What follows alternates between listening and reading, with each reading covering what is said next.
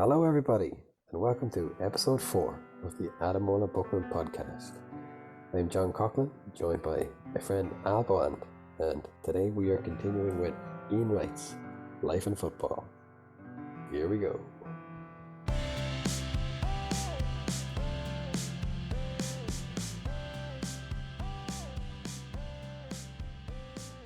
Did you know his background was Caribbean? No, I don't think I did.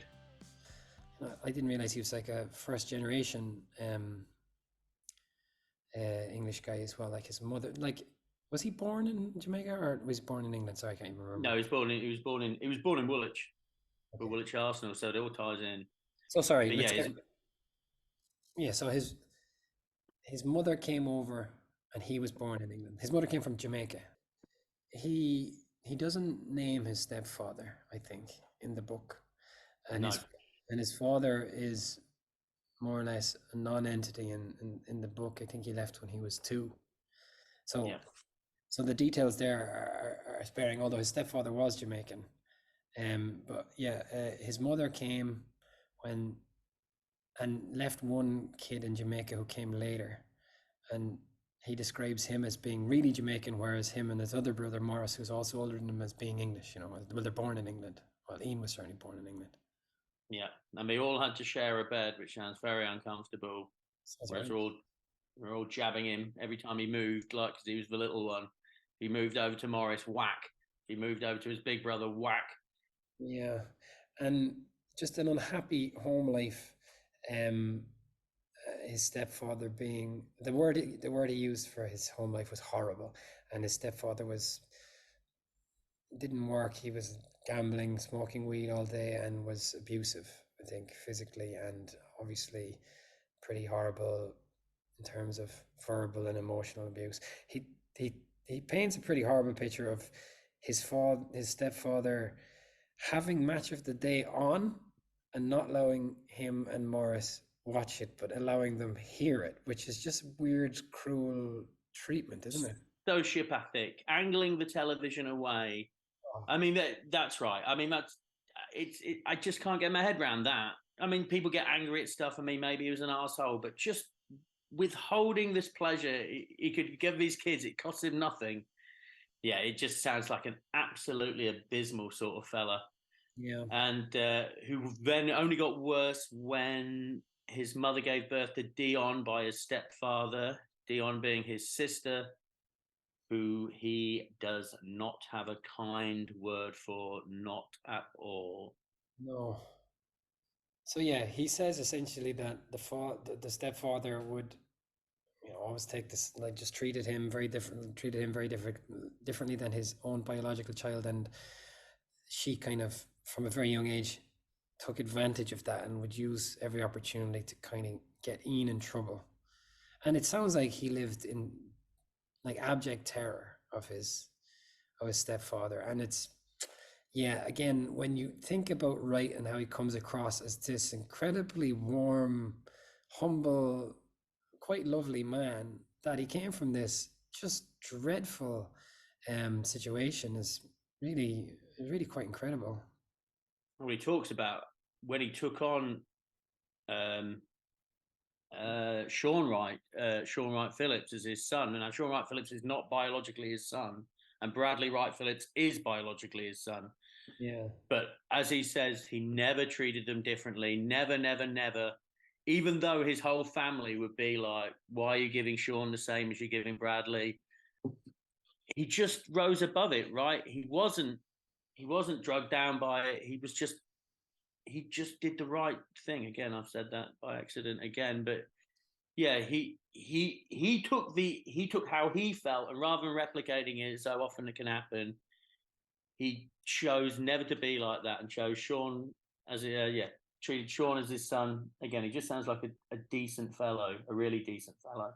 Yeah, like this is a guy who left school when he was 14, He's, this incredible, as you say, maturity and the capacity. I think those kind of patterns I haven't got a clue what I'm talking about, I guess, ultimately, but I believe the patterns like that do repeat often. And not in the case of Ian. He was able to flip it on its head and use it as a way, as a kind of an inspiration to be a decent man.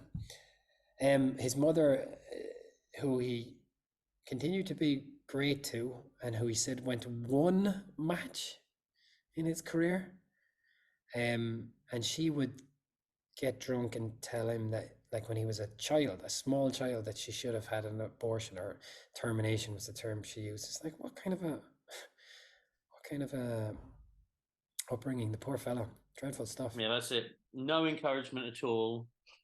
Many called, few had chosen. She told him all the time as a kid about being a footballer, so he never really believed it. Yeah, it sounds. And what did he? First thing he did when he turned a professional, bought her a house. First thing he did. Unbelievable. God bless you, Righty. God bless you, Righty. He did like Morris. That's one thing to know. He had a lot of time for Morris. Yeah, there is something I wanted to say about that, because again, it's a very generous take. It's like Morris always told him, "You're not good enough. You'll never make it. You're not good enough. You'll never make it." And then he did make it. And he played, I think he scored a hat-trick for whoever it was. And he went and told Morris, "You're teasing, maybe make it." And Morris loved that. I bet he did. Again, a very generous interpretation of a fact. You'll never make it. You'll never make it. You telling me I'll never make it spurred me on. Thank you, son. It's a very generous interpretation which Ian Wright gives Morris. Yeah, I think it must be tough for an older sibling who's obsessed with football to see their younger, annoying brother realize their dream. Yeah, that must be rough. That must be hard to take. But he did like Morris, and Morris seems to have been his only ally, really, maybe growing up. But the thing about he did seem to have a lot of cousins and aunts who he would spend time with, though, right? There's an extended family which I think he could rely on. He said that he just spent so much time away from home because he just didn't want to be there, and that's when he was playing football. You know, that's what he did all the time. Played football. He said that other kids on the estate had bicycles, but his mother and stepfather had no money to buy bicycles, so him and one other kid used to just stick around playing football, which is all very sad stuff. And I suppose, I guess, like I said, Morris was his only ally, but I guess he found a lot of solace in football, which is a nice thing in a way. Morris was really good to me, and I'll look after him until the day he dies. Oh, righty. Oh, righty, lad. We'll be signing up for the Ian Wright fan club. He's always so generous. He's generous to his mother. The way that she says, it must have been hard for her coming over here, and she felt sorry for herself. That made it, but always very, very generous. I just want a quick reference here. He's hanging out with his friends. The three of us were out of it, and we went to see Scarface. I don't know if it was because of the state I was in, but it left a profound impression on me, and all I could think about was how it ended for Tony Montana. I came away thinking from that, hang on a minute, this guy's the baddest guy I've ever seen as a character in fiction, and he still didn't make it. What chance have I got if I want to go down that road? Find the film Scarface is some sort of morality lesson. It's just wonderful. It's certainly not what I took from that movie. It's not what I took from it. It's like going, oh no, makes me think. Maybe I won't be a Cuban drug lord in Miami, because maybe it's not going to end out well. I just thought that was lots of fun. Like, he watched Scarface and he thought the cautionary Scarface. This is a lesson for me. The cautionary tale of Tony Montana. He learned something from it, so good for him. Good for him. I also like how he said he was drinking lager and lime, and he just thought he's the coolest thing ever. Yeah, man, lovely lager and lime makes me thirsty. So okay, as a kid, he didn't love school. He was good at French because he liked mimicking people. He said in school he had some nice role models, and I think significantly for Wright to have father figures. He talks about this a couple of times in the book. And I think it's documented widely that he had a good relationship with one teacher in particular. Mr. Pigden. Folks, if you're listening to this and you've never seen Ian Wright's reunion with Mr. Pigden, it is I'm tearing up thinking about it. It's the most lovely thing you could ever watch in your life. So this Mr. Pigden really took an interest in it, young Ian, built him up, told him he could be something. He was the first guy that ever really gave him that father figure. Anyway, for some reason they were reunited, and Ian Wright didn't even know that Mr. Pigden was still alive. And he's sitting there in the video. He's sitting in a football ground somewhere, and there's this voice behind him like, "All right, Ian. All right, Ian." Turns around. He's like, "Mr. Pigden, I thought you was dead." Mr. Pigden's like, "Thought I was dead." That's what he says. That's what he says. He thought I was dead. But you can see Righty. He whips off his cap. He's wearing his was it newsboy cap, but he always wears, and he whips it off because it's the respect he shows for Mr. Pigden. And Mr. Pigden by this time is just an old London geezer. But it is a beautiful video, absolutely beautiful. And I saw it as well. I watched it the other day too, funny enough. Not a dry eye in the house. Yeah, it's very sweet. It's very sweet. I thought you were dead. That is very funny, isn't it? I thought you was dead. That's what all. He thought I was dead, he says. That's what all older people want to hear. So what I thought was really fascinating about this book, actually, and this was, this whole Afro-Caribbean side of London, and just this kind of like parallel world that was going on. Like, and then I looked, Viv Anderson played for England in 1978. So, and then he describes all these amazing players playing in these like all black Sunday League teams. And he says when he went to play for Arsenal or whatever, he could have named, or when he went to Palace, there was like 15 lads he knew from over the years who used to play in this all black competition who were better than any of the guys he saw there.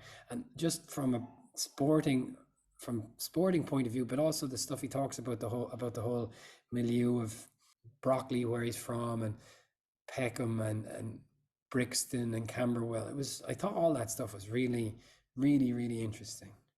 Yeah, me too. And again, as I say, as an Englishman, not that much younger, but it was a world I knew nothing about, just nothing about. Yeah. He talked about this tournament, the Super Malt Cup, right, which was a collection of black teams who joined play, and it just sounds like an incredible event. It just sounds wonderful. It just sounds wonderful.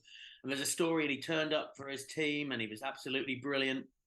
The next week, he was out and about, and he was wearing a big gold chain, and he calls it being taxed, but these lads were trying to steal it from him. They had their hands round, and then there was just this figure going, "Leave him alone, my little football friend, leave him alone." Yes. It's just like how he got that respect through football, how people through London knew who he was because he was so good at football. It's a great little story. Yeah, he says it's kind of the first time that he realized that people were taking note of him, right? This guy was just some random Caribbean guy, I guess, who told him then that he'd been watching him in that Super Bowl. That is a nice story.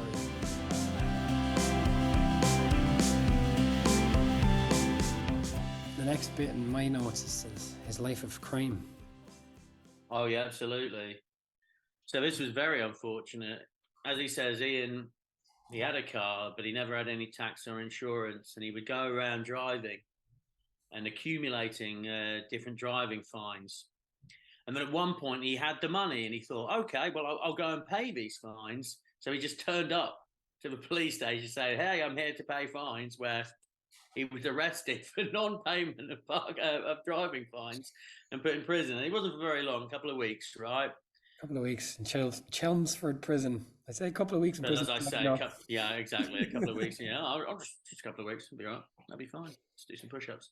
But yeah, and that's it. He kind of walked into it, but again, this just reaffirmed to him that this was somewhere he was never going to end up. Yeah, but he came pretty close times, right? I mean, he was running for his just through association with people, but as if that would help him. Yeah, and he had a kind of a come to Jesus moment, I think, in a sporting sense, in the prison.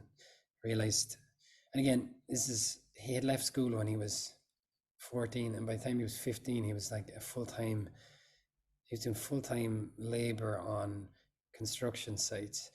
So, I guess of all those guys playing in that Super Malt and these 15 kids that he talked about who were amazing and better than anyone he saw at Palace, I guess maybe some of them did end up working and like in jobs like that.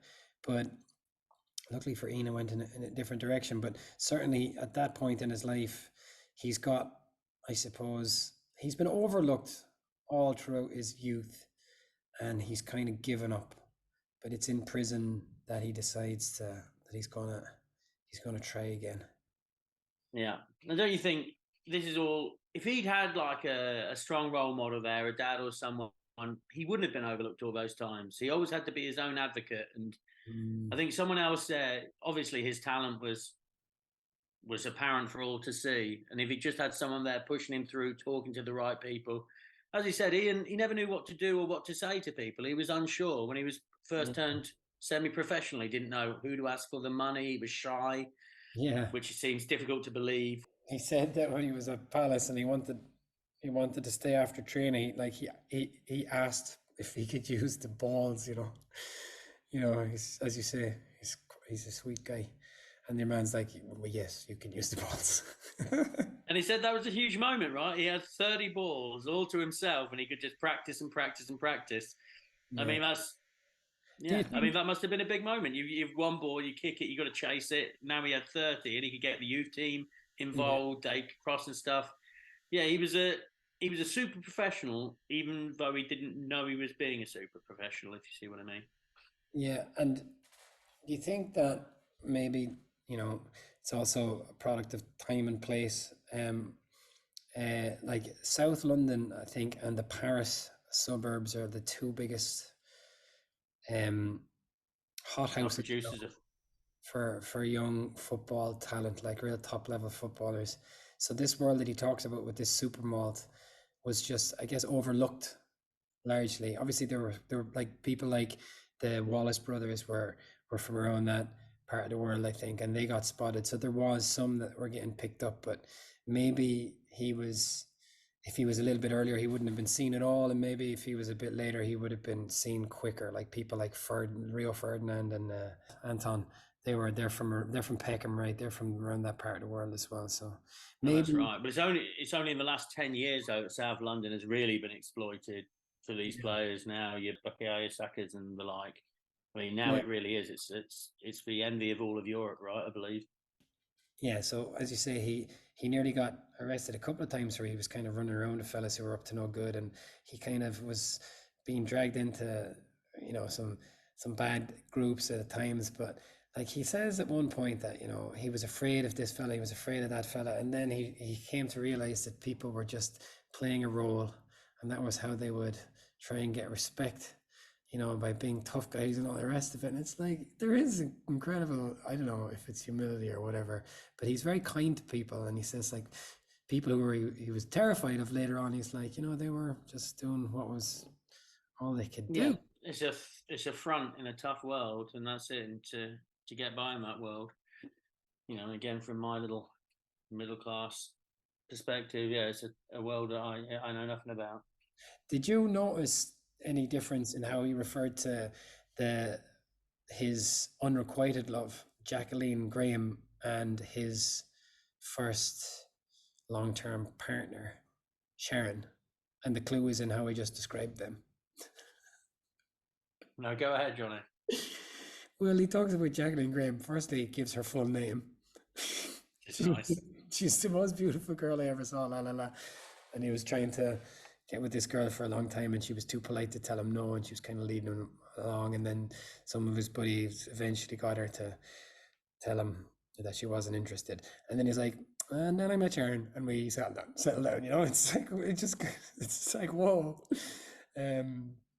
Sharon, and he was happy with that because he didn't have to ask any more girls out. So lucky him. That was funny. And Sharon being the mother of Sean, and then the mother of Bradley as well.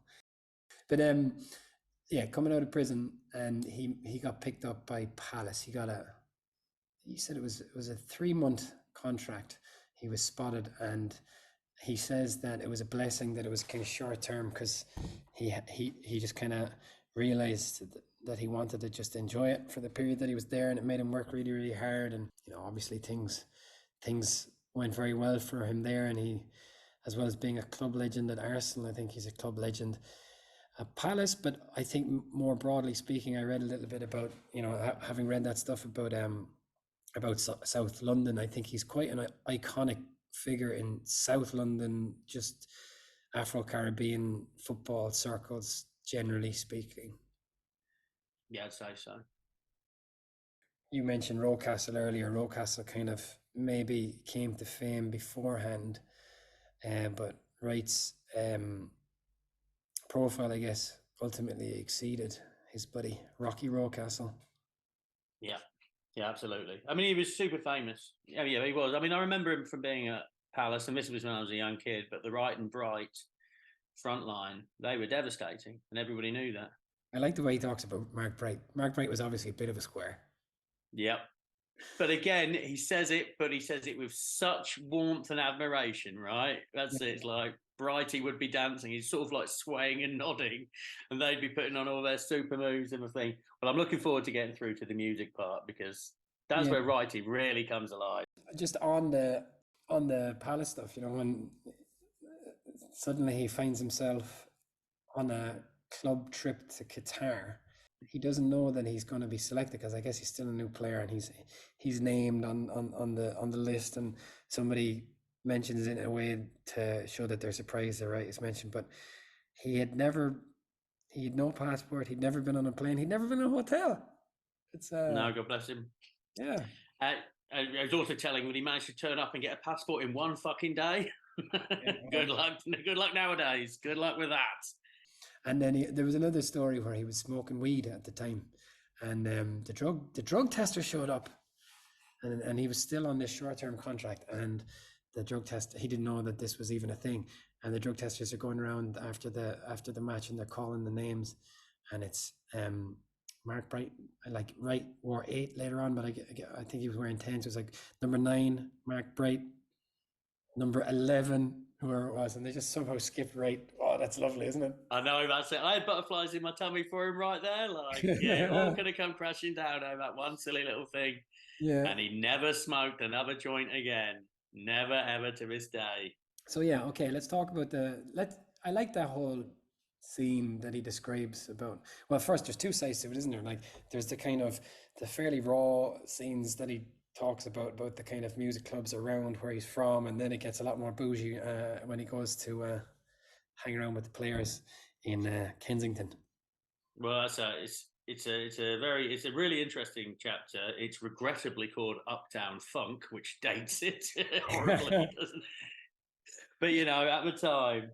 But yeah, it was absolutely magic, the music. And I was just thinking to myself, oh, you know, I couldn't love Ian Wright more. Oh, you love Prince? Yeah, you do, lad. Yeah, you do. Yeah, so he talks about going to the dance and blues club, the Rastafarian clubs, but everyone was very vexed, as he writes. And it was a scene that he wasn't really into, because that's the thing with Wrighty. On the pitch, very, very aggressive, but in his day-to-day, he tries to avoid that at all costs. He started getting into the music such as like Parliament, Funkadelic, Light of the World. And that, to his brothers, was Banner music, which is short for Banachek, a 1970s TV detective. But basically, this was like being called an Oreo cookie, like brown on the outside, white on the inside. But I just think it's very interesting with in that time in London, listening to like Parliament and Funkadelic was considered to be very, very white. And he should have been listening to the reggae music from his back home. Yeah, and like, I suppose he talks about how, you know, these kind of clubs that they would hang around in Peckham and places like this, I guess, were their, you know, I guess they were rough, but they were their own thing, I suppose, ultimately. And that was kind of what made it so special. And he said, like, but in some, like he said, there was one that he used to go to that was all Caribbean people, but it was out the back of a white pub. All these old white dudes in the front of the pub, all these old racist white dudes. I think he kind of, if he doesn't say explicitly, he certainly implies as much, but then out the back, this is what's going on. But yeah, I think he starts to get worried that he's going to be dragged down by this scene a bit. But then again, in true righty fashion, he starts saying, but it was the people there who were encouraging me to, you know, you got to be home, Ian. You've got a game in the morning. you know. Yeah, I mean, again, it's like the whole community was looking out for him at this point. It's nice if that is how it was. That's a pretty nice picture. And then so this kind of coincides with when he's at Palace with other, I guess, mostly black Londoners, but like I said, Bright is from the north, and I guess he kind of transitions from being around Brockley, because he said it was a bit awkward because if you bought people drinks, they'd call you Flash, and if you didn't, they'd call you Tight, essentially. And then he didn't like the guff that he was getting, so he just kind of drifted away a bit and started hanging around in Kensington a bit more in the clubs where like George Michael was going. Yeah, that's it. He took a step up real quick, didn't he? Like before you knew it. Yeah. I see he also hung around with like he go out. A core of us who used to rave together. Tony Finnegan, Andy Gray. I wonder which Andy Gray that is. I didn't look it up. I mean, there's about 3 Andy Grays. Mitchell Thomas, Mark Bright. And it's obviously not the Scottish Andy Gray, because he does talk about him being a stylish black man. So it's not that Andy Gray. No, there was an Andy Gray subsequently who played, which is also not that Andy Gray. There's a few Andy Grays out there, I think. Okay. 50 Shades of Andy Gray. Lovely. Yeah. Like, so he talks, I did listen to some of the songs. The names were good. There's like Bad Bobby Glover. I like that. Yeah. But I would describe that music as being like kind of slowed down and quite sentimental, but it slowed down, that certain kind of punk elements to it, but slowed down and pretty sentimental. It wasn't really for me. Fair enough. And what disappointed me, anytime I hear people talking about music and they're like, I love music and all the rest of it, it's like, but now music has to mean more to me. And if I had to pick 2 songs now, do you know? Yeah, now this is, yeah. Well, obviously, I know exactly what you're talking about. Yeah, this kind of broke my heart a little bit, to be honest. Like, all these great music. Oh, you love Prince. Like, you always put Prince on. Your 2 favourite songs are fucking what? Tell us what they are, Johnny. What a Wonderful World by Louis Armstrong. I mean, okay, I guess. And, of course, Imagine by John Lennon. That's really... Imagine there's a world where that song hadn't been fucking written. That'd have been a better world. Like, Imagine. I mean, come on, son. Yeah, exactly. Yeah, that was a real heartbreaker. He named all this great stuff. Like, they're your 2 favourite songs? Those 2? Come on, lads. I don't even know if I believe that, to be honest. I think he's just trying to put out this world of peace and love. Like, later on, like, he talked about like driving to Arsenal games, and he'd have a fire starter blaring out of the radio. That's more like it. Imagine. Yeah, that's quite fun, isn't it? Like, again, dates it beautifully. Like, imagine him pumping that out. With his windows rolled down as he turned up to the Arsenal stadium. You'd just be down on your knees loving him. Like, there goes Righty, our boy. Yeah. Can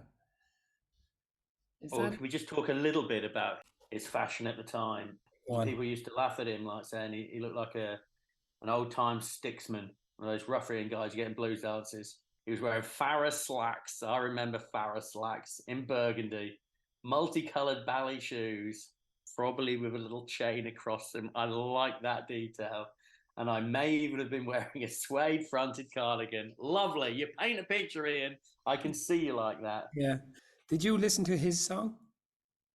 Oh, Do the Right Thing. I've heard it. Do you know who produced that, or maybe wrote that? No. The other Pet Shop. Okay, Kinder Waterman. Chris Lowe? Yeah. Was it? Yeah.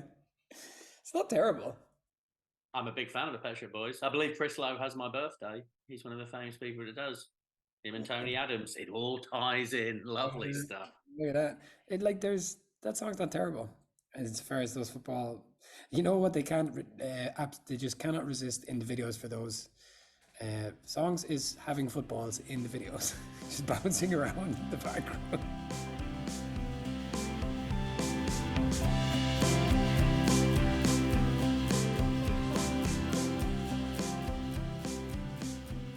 Let me tell you, Al, something that I didn't care much for in this book was all the talk about the TV stuff because I really don't care about that.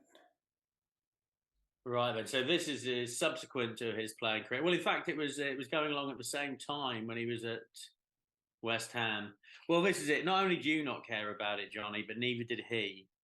Maybe that's why. Yeah. Although, may I just say, on his very first talk show, his guests included Denzel Washington, Will Smith, and fucking Beyonce. I mean, come on, lad. I mean, it is triple A list there. Like, he really got the big stars now. This was 20 years ago, but they were big stars then as well, right?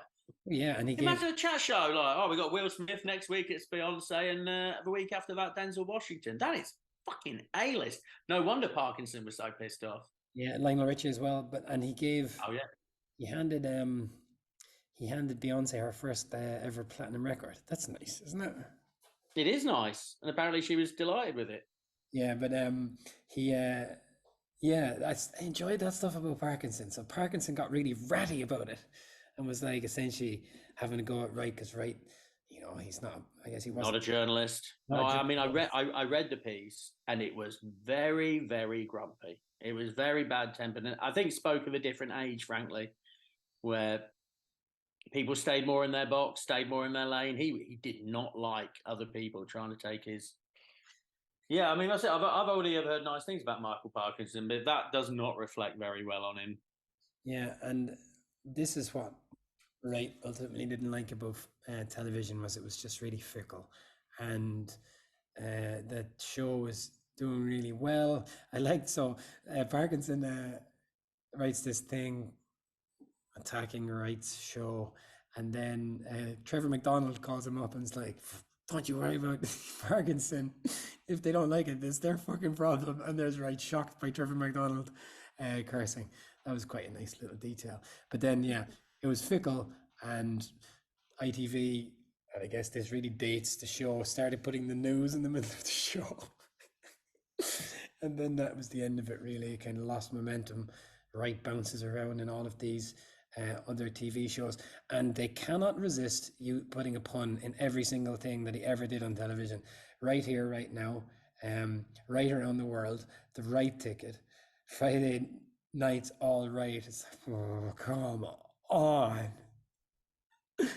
Yeah, they never make reference to Ian. Ian. I wanted to say this or podcast. It never even occurred to me until I read this book, and there was a bit where I think George Graham's going, Ian, you need to do this, and Ian, go over there. And it's like, who the fuck is Ian? Yeah. Ian Wright's called Ian. Like, it never occurred to me until I read the book that Ian Wright's first name is Ian. He's the least likely Ian, isn't he? He doesn't look like an Ian to me, son. He does not look like an Ian. No. And Ian looks like an old, I don't know, someone down the pub in a provincial county. Oh, what's Ian having? Oh, he's a bit, he's drunk. You know what I thought must be so tiresome? He said that, Will Smith was on the show, and afterwards we had a great conversation in our dressing room about being the best we can be and inspiring people. It's like, whoa. Yeah. Well, we often talk about that, don't we, Johnny? We often talk about how to inspire people and how to be the best they can be. Sitting down and having a chat about it, being the best you can be, Al. And then he ended up live from Studio 5 with the embarrassingly poor Kate Walsh. And Did you look up who Kate Walsh was? Did you? Did you know? Was it like? No, I did. No, I mean, I missed all of this. I don't remember any of it, to be honest. I remember him being on the Ant and Deck show, but that's it. Kate Walsh was, like all bad things in this world, an apprentice contestant. Is that right? Oh, okay. I have no idea. I should double check that. I did look it up, but she got famous from being on a TV show, but as he said, embarrassingly poor. Yeah, but like you said, that even though he liked the likes of Will Smith and these guys, ultimately, you get a call in the afternoon saying Will needs to go on now, like 3 hours ahead of schedule, and Mariah Carey needs her room to be decked out with a particular something, and I think eventually he was like, no. I've never heard anything like that about Mariah Carey. What? Yeah, funny that, isn't it? Yeah. He just had enough of him. And this, I suppose, he has a real axe to grind with agents, and that kind of goes on a bit, but because like ultimately he had these agents who kept him in light entertainment. And wouldn't let him go back to football, right? They were insistent he doesn't do any football. That's to distance himself from that, which is just frankly weird, isn't it? He was making the money, and I suppose that's where his gripe comes from, because they're just instrumentalizing him towards their own ends. But what I did like is when he started talking about agents in football. And of course, this is not a huge surprise that football agents are, money men, in it for themselves, scumbags, all the rest of it.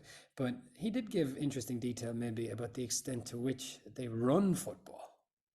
Mendes, the Mina Raiolas of the world. Well, absolutely.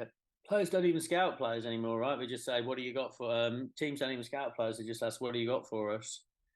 Yeah, you can imagine just like idiot chairman thinking they're getting good advice from the likes of Mendes, as he's like, yes, we still have Cristiano Ronaldo, if you'd like to take him, so that was interesting. But then also his role as as this iconic black guy from South London, how agents would try and roll him out to speak to aspiring footballers from a similar background.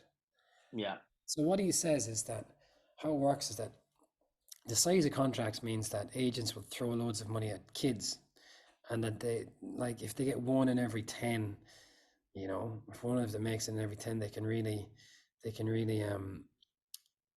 it'll pay, one player will pay for them essentially tapping up 10. And he just talks about a fairly, I guess, a very cynical world where fellas are just essentially getting them to sign on and then fucking them over in the long run if nothing happens for them. Yeah, there's nothing new there. Everybody knows that nobody likes football agents. We all know how much money they make. But it was an interesting chapter. Well, what I thought was interesting was how, and he explains that it was a new thing when he was a professional for people to have agents. And he just describes how it just really played into people's egos. Oh, call my agent will deal with that. How ultimately these guys, this whole industry has insinuated itself into a world just as a result of the egos of footballers. And he says that, like, old school managers, he mentions Ferguson, just hated agents and wouldn't deal with them. But obviously deal with them they must at this point. Well, you get it though, right? I mean, it must be very seductive, the fellow going here who is asking all the difficult questions you don't want to ask, changing your fucking light bulbs for you. I mean, I get it, right? And I can only assume every player has an agent now. I can't imagine there's anyone who represents himself anymore. Just returning to the issue of race quickly, Al. He was the 16th black player to play for England. And there've been 106. But can you imagine, he was the 16th black player to play for England. Vardy was like the 17th Leicester player to play for England, Imagine just this, just generations of fellas who didn't get looked at as a result of the way things were set up. Because, this is quite famous in the US with, different leagues and all the rest of it, but it's not something that I had stopped to think about in how it worked in football. But there you go. And he says that 30% of footballers in England, when this was written, 2016, were black. 3% of coaches in boardroom were black. So he asks himself if things have gotten better or worse, and he says both. Dressing rooms are much better. They're more diverse, and even the white guys in the dressing rooms are a lot more, used to being around people from minority backgrounds. So it's a much different vibe there. But he says it's every bit as bad or worse, he thinks, in terms of the control of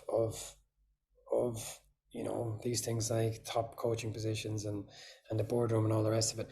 And what he says, interestingly, he had these gripes with his agent, but he regrets not going into coaching, and he blames the agent for that because the agents wanted to keep him in light entertainment. But he regrets not going into coaching simply for this reason. To have he would have liked to have, set an example, I suppose. Yeah, absolutely. And in this chapter as well, there is a very uncomplimentary passage with Alex Ferguson accusing Ian Wright of playing the race card, when that is just not the Ian Wright way, is it? It's just not the Ian Wright way. That's so Schmeichel. Okay, remind me. So, what happened? So there we go. It started in November 1996 during a game up at Man United when I went in for the ball. He thought I was a bit late. He grabbed the ball, jumped up and yelled at me, "You fucking black bastard." I didn't really see it until I watched football that night. But then a lip reader got involved, and he said to himself, "Let's see what the PFA do about this." But of course, the PFA, under Gordon Taylor, did absolutely nothing. The newspapers started to make a big deal about it, calling Schmeichel a racist. And Paul Ince was trying to broker something between them.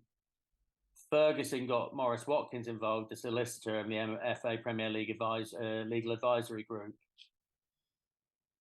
And he said nothing at all. But because Manchester United wanted to protect Schmeichel, it got festered and it festered. And then became the so-called tackle. Yeah, the papers were loving it. Arsenal, Manchester United, black, white. One journalist even tried to make out the confrontation happened because of Schmeichel's Aryan looks. It was a different time. Well, like that doesn't kind of I don't recall there being that kind of reputation hanging around Schmeichel in recent years. Like, as in, he, like, when you think of how Suarez is viewed compared to Schmeichel, he seems to have just been absolved. No. Yeah. Oh, completely. Just listen to his podcast. And one of them was talking about Vinicius and what that guy is going through at the moment, or has been in the last few months. Like, just crazy stuff. What's happened to him in Spain?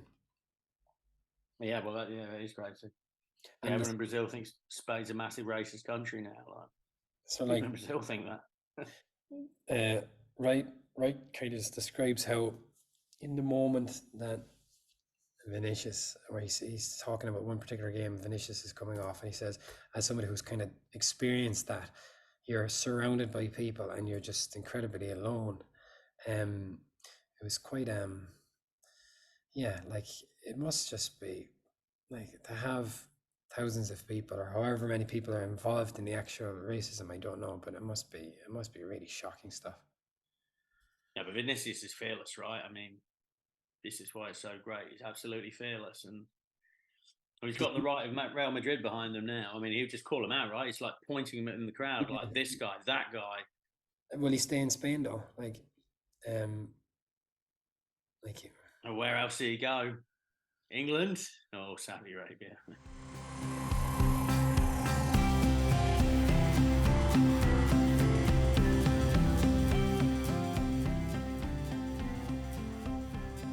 I mean, just one thing here, and I know this is written 6 or 7 years ago, but he talks about he doesn't have that much money. He has a big tax issue.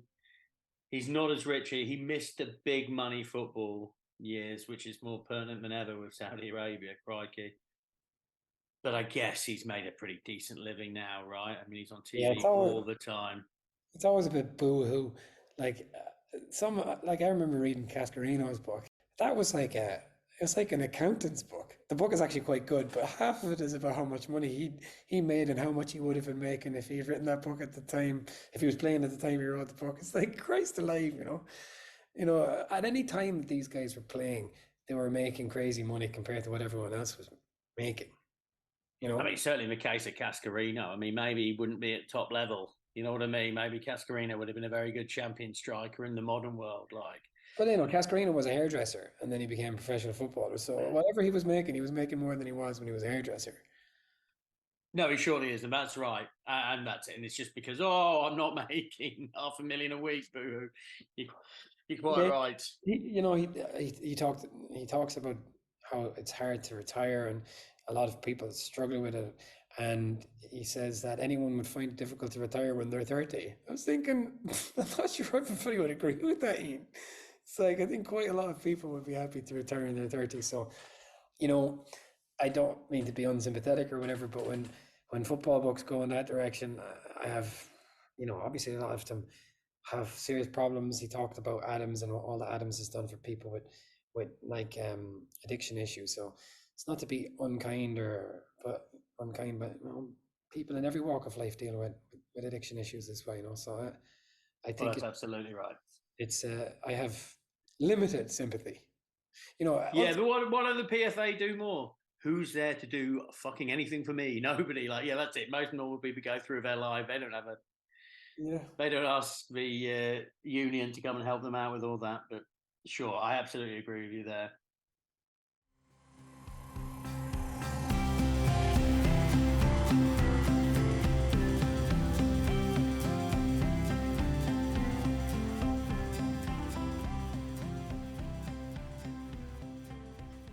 What do you reckon now?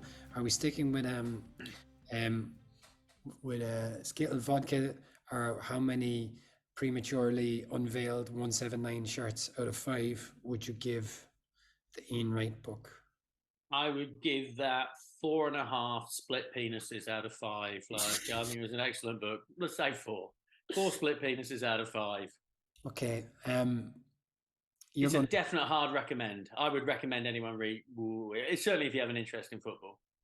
Yeah, I maybe not quite as high as you. 3.5 maybe. 3.5 split penises. That seems low. Three full penises and one split Steve McMahon penis. And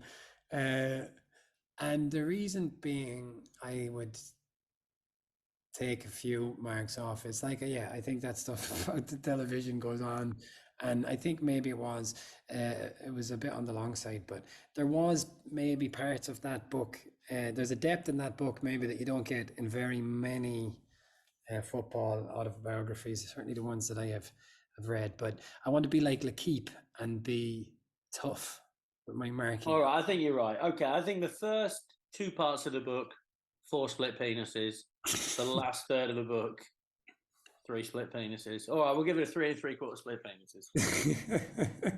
We'll split the difference. Yeah. All right, lovely stuff. Lovely stuff. Well, that's well, you know, whatever about recommending the book, I certainly recommend the man. What a tremendous chap that Ian Wright is. A really super fella. Yeah, it seems like a good boy. We could all learn a little bit from Ian Wright. Lovely man. A lovely man. But yeah, that's the. Oh, by the way, one other footballer from South London is, of course, Ademola Lookman, who was raised by Nigerian parents in South London. I read today when I was reading the thing about Afro-Caribbean footballers in South London. But anyway, that's it. We are the Ademola Bookmen. That's going to catch on. Okay, but thank you very much. Thank you, Al, and thank you, Radioland. Thank you. Good luck.